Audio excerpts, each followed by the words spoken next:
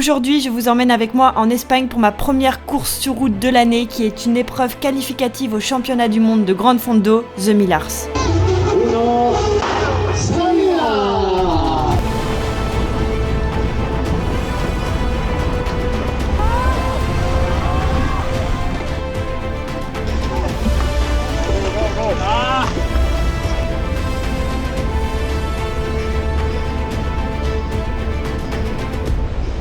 Pourquoi tu pleures ?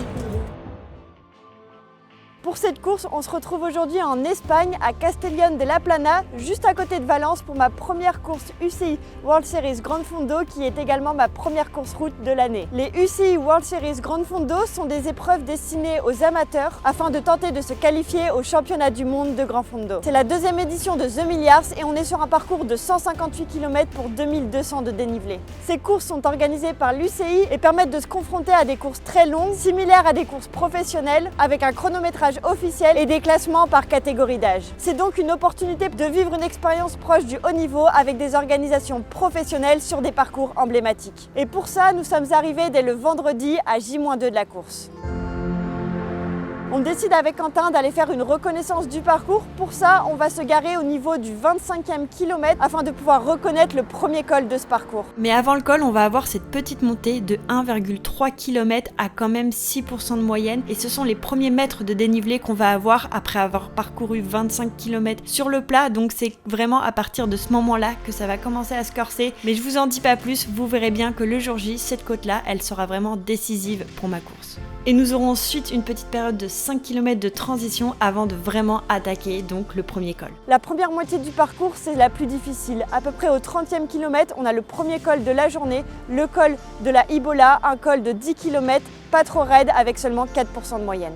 Évidemment, pour cette première course sur route de l'année, je suis vraiment très stressée. N'ayant jamais fait de Gran Fondo, j'ai beaucoup d'appréhension, tant que ce soit sur le niveau que sur la distance. 160 km, c'est vraiment une épreuve très longue pour moi. Je pense que mon maximum cet hiver, ça a été de faire 120 km. Donc là, je sais que je pars pour 5-6 heures de course. Et donc en plus de cette première montée, on a pu ensuite directement enchaîner par le repérage de la descente de ce col-là, ce qui est aussi un véritable avantage pour le jour de la course. Et ensuite, nous avons coupé pour rentrer. Mais sur le chemin du retour, on s'est pris une giga averse avec Quentin et d'ailleurs ça fait quelques jours qu'il pleut énormément du côté de Valence. D'ailleurs il pleut tellement que les organisateurs nous ont mis un communiqué officiel pour nous partager le fait qu'ils hésitaient à annuler la course, et quand on voit l'état des routes et à quel point elles sont inondées, c'est complètement compréhensible, alors on croise les doigts pour qu'il fasse beau le jour J. Et pour le J-1 de la course, évidemment la première mission du jour a été d'aller chercher nos dossards sur le village.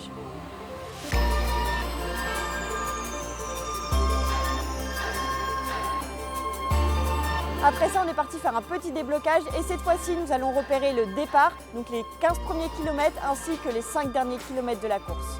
Et après ça, on a profité du reste de notre journée pour préparer notre vélo et notre matériel parce que tout ce qu'on fait maintenant, c'est du temps gagné pour demain matin et on va notamment préparer nos caméras. Et sur cette course-là, je vais pouvoir utiliser ma toute nouvelle caméra que j'ai reçue de la part de mon sponsor Insta360. Il s'agit de la Ace Pro 2. C'est la caméra d'action de chez Insta360. Elle peut filmer en 8K et elle est alimentée par l'intelligence artificielle.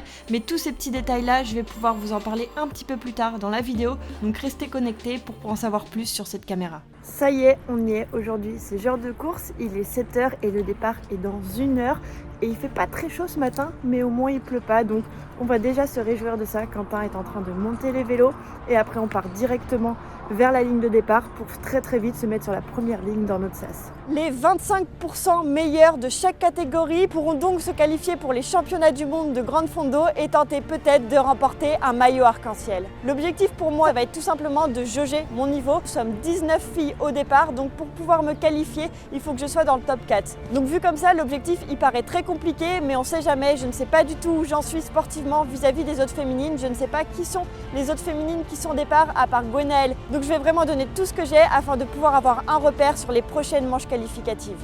La pression est là.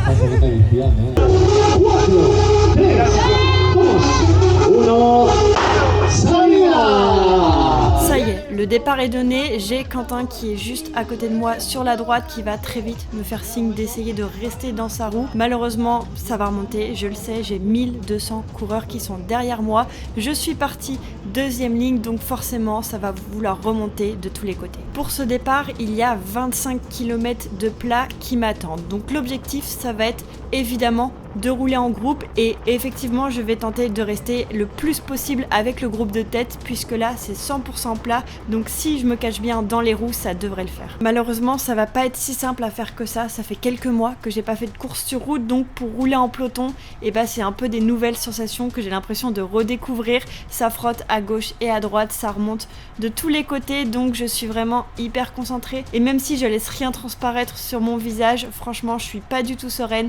J'ai les mains pas très loin des freins et les jambes qui appuient très très fort puisque je me rends compte avec les images que j'ai quand même tendance à laisser des petits écarts avec les gens qui sont devant moi. Donc même si je suis partie deuxième ligne, je vais vraiment me faire énormément avaler sur ce début de course. Je pense que je vais perdre très rapidement des centaines de places, mais honnêtement c'est pas très grave. L'objectif c'est pas que je sois sur le groupe de tête, mais que je surveille les filles qui vont me doubler parce que j'ai donc un objectif de top 4 à faire si je veux me faire qualifier. Donc j'ai vraiment l'œil à gauche, à droite qui balaye tous les coureurs et je me dis que si jamais j'aperçois une fille, il faut que je la surveille et que je reste dans sa roue pour pas la laisser prendre trop d'avance.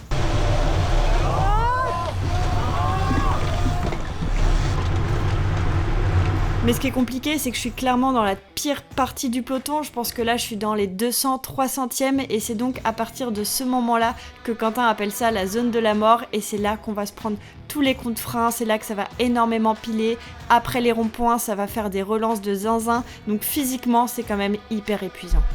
Puis il y a Gwenaëlle qui va surgir de derrière moi, donc ça va être assez motivant sur ce départ là parce que si à ce moment là elle est encore avec moi, c'est plutôt bon signe pour le reste de la course. En plus vous pouvez le voir juste devant avec un maillot noir et jaune, il y a également une deuxième fille, c'est une fille qu'on avait repérée dans le sas de départ avec Gwenaëlle, donc là je me dis que si je suis encore avec ces deux filles là, c'est vraiment très bon signe, il faut absolument que je continue à m'arracher pour pouvoir rester près d'elle. Je suis clairement en train de faire un gros effort sur cette première partie de course, mais cet effort là il est vraiment hyper important pour rester le mieux placé possible avant le début du premier col, donc c'est pour ça que je le fais. D'ailleurs on peut le voir au niveau de mon cœur, je suis pas non plus complètement à bloc, je tourne entre 160 et 170 BPM. Les relances sont évidemment épuisantes, peut-être que je grille quelques cartouches à faire des relances, il faudrait que je sois mieux placé, mais bon je pense que pour une première fois dans un peloton en 2025, franchement je me suis plutôt bien débrouillée.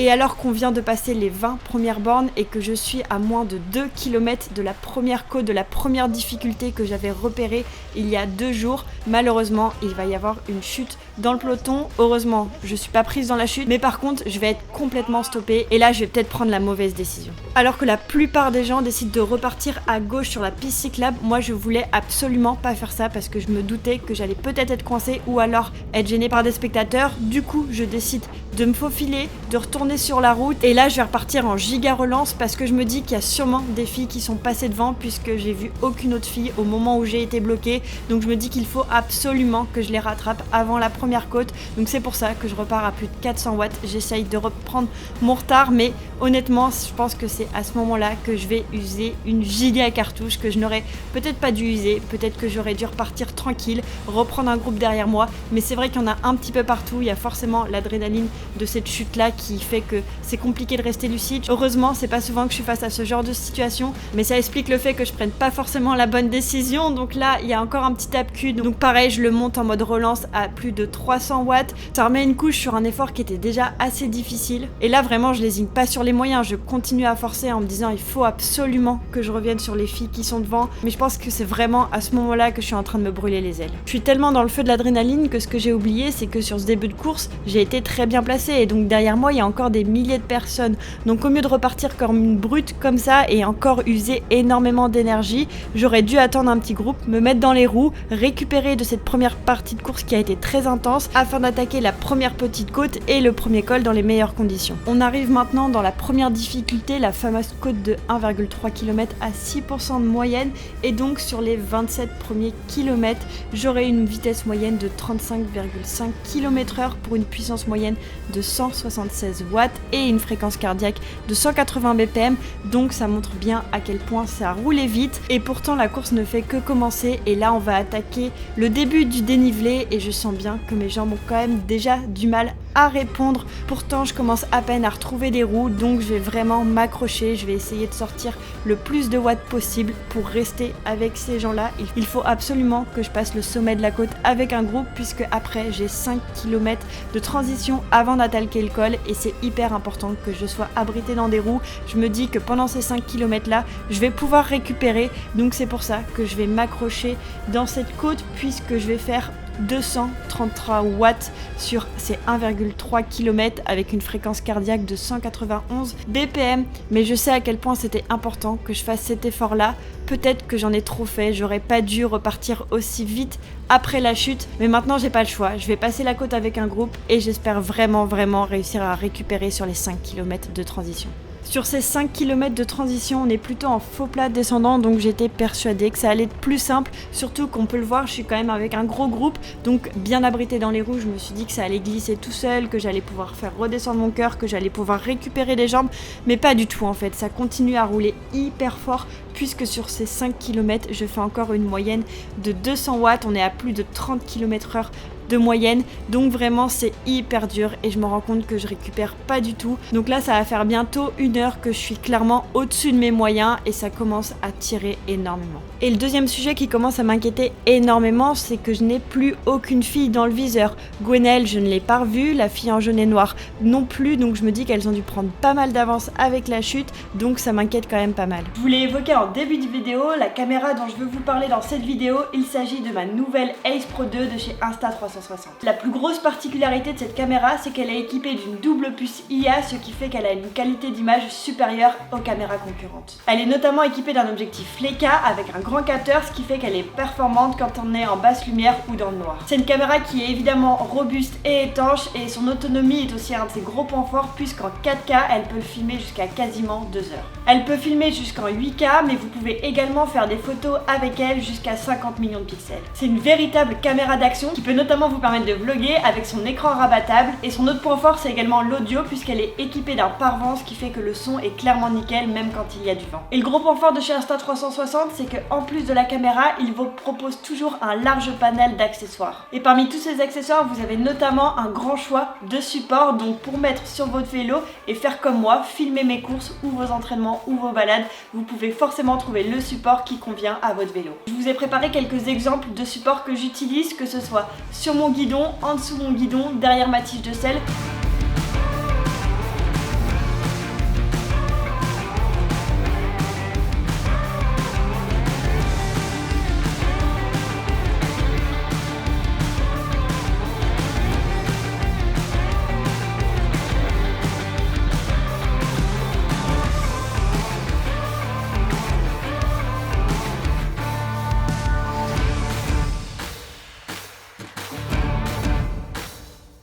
Ou alors vous pouvez également utiliser des supports avec des bustiers.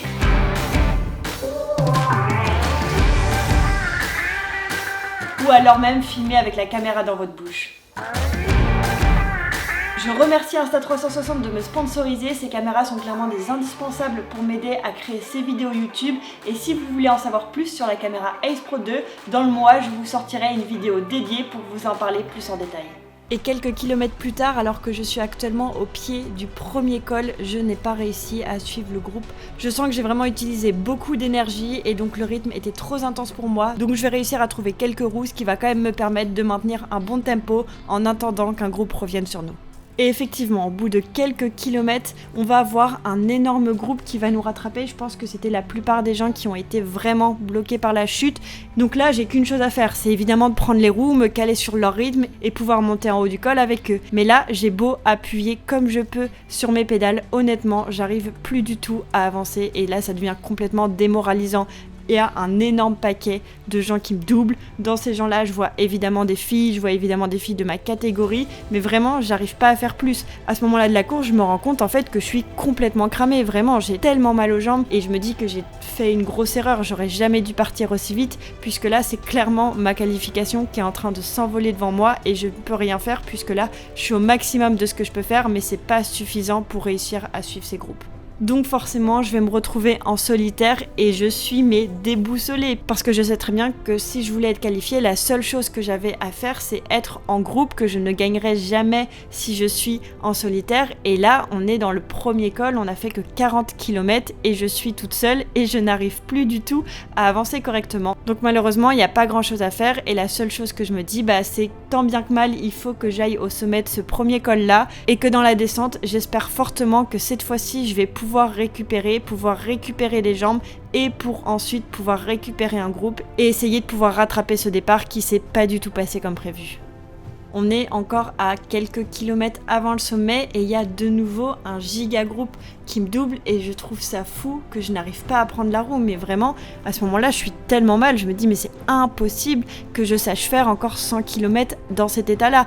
Donc vraiment, laisser tous ces gens passer devant moi, c'est trop démoralisant parce que j'ai clairement ma place avec eux, surtout que là, on est quand même sur un tempo qui est assez régulier, on est sur des pourcentages qui sont pas hyper élevés, mais j'ai clignotant à droite et tout le monde est en train de me doubler et c'est trop difficile de vivre ça. Donc après 11 km de souffrance, me voilà enfin au sommet de ce premier col-là. Je l'aurais quand même monté à 200 watts moyen. Il faut savoir que ma FTP est de 200 watts. Donc théoriquement, ce que je peux tenir sur 1 heure, c'est 200 watts. Donc là, nous sommes à 1h30 de course et ça fait déjà 1h30 que j'étais à plus de 200 watts. Donc ça révèle aussi que mon état de fatigue extrême, il est complètement logique. Je suis au-delà de ce que j'étais censée pouvoir tenir. D'ailleurs, c'est aussi sur cette partie-là que je bats mon record de puissance sur 1 heure et sur 30 minutes. Donc j'ai vraiment donné mon maximum, c'est le cas de le dire, mais c'est là qu'on révèle que la gestion, elle n'a pas été correcte du tout. Je suis partie beaucoup trop vite et c'est aussi le problème de découvrir les épreuves de grande fondo. Forcément, c'est une gestion d'effort qui est particulière. Moi, j'ai voulu bien faire, j'ai voulu bien me placer au départ, mais je pense que j'en ai beaucoup trop fait. Et donc, au moment où je suis dans cette descente-là, j'ai clairement envie de pleurer parce que je sais que ma course, elle est terminée, la qualification, elle est très loin devant moi. J'ai pas réussi à tenir les groupes lors de la première montée et il y avait énormément de filles dedans. Donc là, il y a très peu de chances que j'arrive à revenir sur elles. Et comme si c'était pas suffisant, au moment où je rallume cette caméra, c'est parce qu'il vient d'avoir une énorme chute dans un virage et il y avait pas mal de gens ensanglantés au sol et ça c'est aussi toujours un petit coup de froid dans le dos, un petit rappel à l'ordre que ce sport est dangereux et que parfois il y a ce genre d'incident et ça fait vraiment pas du tout plaisir à voir. Donc je suis pas dans un très bon mood à ce moment-là dans la descente. Heureusement je la connais vu qu'on a fait la reconnaissance 2 jours auparavant, donc moi je sais qu'il n'y a pas de raison que je prenne de risques. De toute façon maintenant que je suis en solitaire comme ça, je me dis ça ne vaut pas le coup de prendre des risques, c'est clairement pas maintenant que je vais réussir à retrouver un groupe et à reprendre des gens, donc c'est pas grave, je fais ma descente tranquille, je me dis que c'est ma dernière tentative pour réussir à récupérer des bonnes jambes et pouvoir espérer mieux attaquer la suite de la course. Et au kilomètre 47, on a un petit checkpoint qui me permet de vous faire un petit point sur le classement. Je suis donc actuellement 8e de ma catégorie, sachant que nous étions 16 au départ. Au niveau du classement général, je suis 607e alors que j'étais partie 2e ligne et pour l'instant, j'ai une moyenne de 30,65 km/h. On se retrouve au kilomètre 60, on a de nouveau une petite ascension à faire, une ascension de 3,6 km à 3% de moyenne, donc c'est pas si terrifiant que ça, sauf une partie qui est vraiment très rouge et je sais que c'est le moment pour moi de me remotiver. En gros, on a une phase de transition de 30 km avant d'attaquer le deuxième col et il faut absolument que je me ressaisisse et donc le meilleur moyen pour moi de me remotiver, eh bien ça va être de repérer des filles et de me mettre dans leur roue en me disant que voilà, déjà je suis dans des roues donc ça va être plus simple d'avancer à un bon rythme et en plus entre guillemets c'est elle ma concurrence, donc c'est vraiment sur ça que je vais essayer de me baser pour pouvoir donner le meilleur de moi-même. Me voici au kilomètre 76, l'ascension du deuxième col va bientôt commencer et on a donc le premier ravito de la journée, ravito sur lequel je décide de ne pas m'arrêter puisque j'avais fait le nécessaire pour avoir tout sur moi. J'ai suffisamment de gel, j'ai suffisamment d'eau parce que le jour où je vais arriver pour une bonne place et pour jouer la qualif, évidemment les premiers et les premières ne s'arrêtent jamais, donc il faut que je puisse reproduire la même situation. Et surtout que je sais que le deuxième col va bientôt commencer, donc je décide de rester bien focus et de continuer mon chemin. On va avoir un deuxième checkpoint et honnêtement je pensais qu'à ce moment-là j'aurais perdu plus de place sur le classement de ma catégorie. Je suis passée de 8e à 9e. Par contre au niveau du classement général il y a 150 personnes qui sont passées devant moi puisque maintenant je suis classée 750 et ma moyenne a un peu baissé puisque maintenant je suis à 29,8, mais honnêtement j'aurais pensé que c'était pire puisque pendant la période de transition j'ai pas su trouver de gros groupes, j'ai pas eu l'énergie de prendre énormément de roues, donc j'ai principalement fait ça toute seule, mais heureusement vu que c'était plutôt descendant ça m'a pas causé de tort. Et un peu plus tard on a une montée plus raide, encore une fois de 10 km, le col de la Lioma avec tout particulièrement les 5 premiers kilomètres qui sont très difficiles avec des pentes à 8%. Puis du deuxième col, kilomètre 80. Allez, 10 km de souffrance. Le plus dur sera derrière moi. On peut l'entendre à ma voix, je suis clairement exténuée, mais comme je le dis, effectivement, mon objectif c'est vraiment de me dire qu'une fois que je suis en haut de ce col-là, le plus dur est derrière moi. J'aurais fait la plus grosse partie du dénivelé, donc il faut vraiment que je m'accroche. Il est hors de question de poser pied à terre, alors que je peux vous jurer que cette idée, elle m'a traversé la tête. Mais ça me ressemblerait vraiment pas d'abandonner, donc même si j'avance à rien, même si je suis à 10 à 8 km/h, je vais pas lâcher et je vais aller jusqu'au bout. Venga, Camila, venga, chica. Fenómeno. Il me reste encore 3 petits kilomètres de l'ascension, ça fait 3 heures que je suis partie, il est bientôt 11h30 et c'est vrai qu'en plus de la difficulté, il commence à faire pas mal chaud, mais honnêtement je vais pas me plaindre qu'il fasse aussi beau parce que vu la météo des derniers jours, c'est un peu inespéré qu'il fasse cette météo là, donc même si c'est dur, je me dis qu'aussi tout ce que je fais maintenant, tous ces moments où c'est difficile, où clairement je suis en grosse difficulté, c'est une bonne préparation pour la suite, c'est une bonne préparation pour les prochaines grandes fondos et je me dis que je pourrais revenir que plus forte. Donc forcément quand je vais passer le sommet de cette deuxième ascension, je suis extrêmement soulagée parce que vraiment comme je le disais en début d'ascension, le plus dur est derrière moi et au niveau statistique sur ce deuxième col, je l'aurais donc monté à 156 watts moyen, qui donne à peu près 13,3 km/h, donc c'est vraiment pas très impressionnant, mais honnêtement je pense que c'était le meilleur rythme de croisière que je pouvais tenir. 150 watts c'est vraiment un peu plus que ma zone 2, donc c'était le meilleur rythme que je pouvais faire afin de me préserver et aller jusqu'au bout de cette épreuve. Là j'ai déjà une grande partie de descente de col à faire, donc encore une fois je vais pouvoir me reposer. Je sais que j'ai plus aucune pression de prendre des risques dans les descentes là, je n'ai plus de qualification à jouer, donc vraiment j'essaye de descendre à mon rythme, tranquille, je prends pas de risques et j'essaye quand même d'apprécier et de savourer, même si je pense qu'il y a une chose, c'est de passer cette fichue ligne d'arrivée.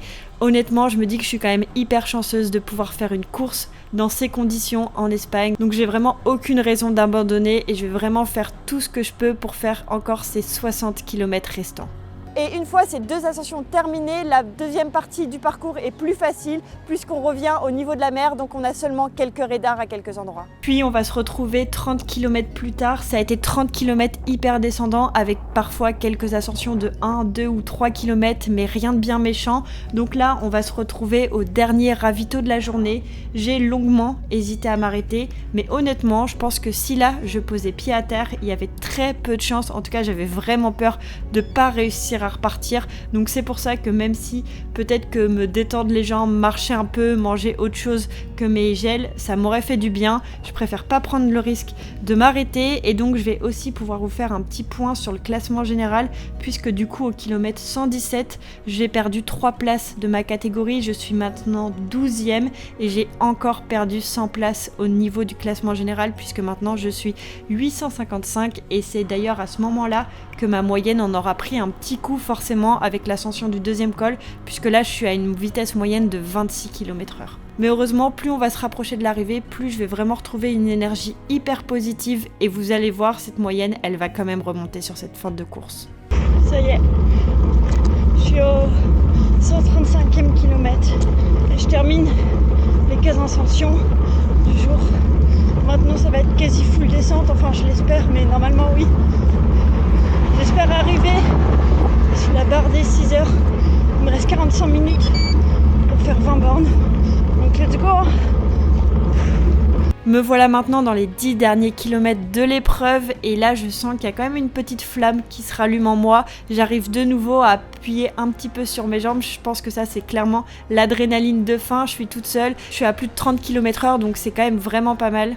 Et puis cette arrivée, honnêtement, elle est vraiment dingue. On arrive dans le centre-ville de Castellón de la Plana. On est sur un périph' à double voie et tout est sécurisé comme si j'étais en train de vivre une arrivée du Tour de France. C'est vrai que l'ambiance, elle est pas dingue. Je suis toute seule et je sais que j'arrive pour une place pour laquelle je suis pas forcément super fière. Mais c'est vrai que c'est plutôt chouette quand même comme arrivée, de voir tous ces motards, de vraiment avoir l'impression de faire l'arrivée d'une course professionnelle. Donc ça remet un petit peu de piment. Comme je vous le disais, ça rallume un petit peu la flamme que j'ai en moi. Donc c'est pour ça que je fais quand même l'effort de faire un bel effort sur ces derniers kilomètres de course. Et ça y est, le moment que j'attendais le plus depuis maintenant près de 5 heures de vélo est enfin arrivé. Je vais pouvoir franchir la ligne d'arrivée. Je me doute que Quentin est pas très loin à m'attendre. Je sens l'émotion qui est là. C'est pas l'émotion de bonheur et de joie, mais plutôt celle de la déception qui vont parler. Mais je suis déjà tellement soulagée d'être arrivée jusqu'au bout. C'est la plus longue sortie à vélo que j'ai fait. Je me suis forcée à ne pas m'arrêter au ravito. Ça me permet vraiment d'habituer mon corps à encaisser des efforts comme ça non-stop de 160 km, mais je suis tellement fatiguée que là j'ai qu'une hâte, c'est de retrouver Quentin et de pouvoir lui partager toutes mes émotions et ces sensations de course qui ont pas été très chouettes. Voilà. C'était dur? Pourquoi tu pleures? C'est bien, t'as fini? Pourquoi? Bah non, t'as pas été nul. Pourquoi t'as été nul? Hein? Moi aussi j'ai été nul, c'est pas grave. Hein? T'es pas tombé.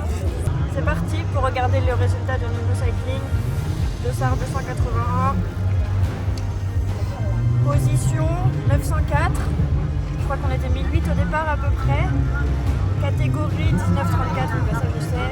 Et position de ma catégorie 13e. Sachant que normalement on était 19 à prendre le départ. Donc bah, je suis pas qualifiée.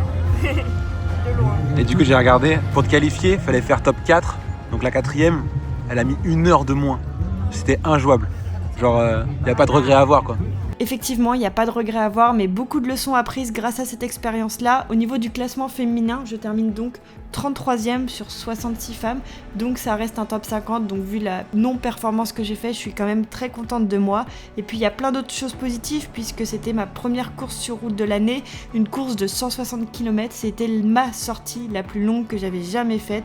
Et il ne faut pas oublier que je bats également mon record de puissance sur 1 heure. Et au final, je termine l'épreuve avec plus de 27 km/h de moyenne, donc pour quelqu'un qui a quasiment tout fait en solo, je trouve que c'est vraiment pas mal. Maintenant, je vais pouvoir apprendre de ses erreurs, continuer à progresser et je reviendrai plus forte sur les prochaines manches qualificatives. Donc j'espère que vous avez aimé cette vidéo. Si c'est le cas, n'hésitez pas à la liker et si vous avez des conseils à me donner, n'hésitez pas à le faire en commentaire. En tout cas, on peut grandement féliciter Gwenaëlle de Cycliste Actuel qui a remporté cette manche qualificative, donc vraiment elle peut être hyper fière d'elle. Nous on se retrouve dès la semaine prochaine dans une nouvelle vidéo. La semaine prochaine ce sera le Bruxelles Crit, un critérium que j'ai réalisé dans le parking d'un Décathlon, un truc complètement fou. Donc je vous dis à bientôt dans de nouvelles aventures à vélo.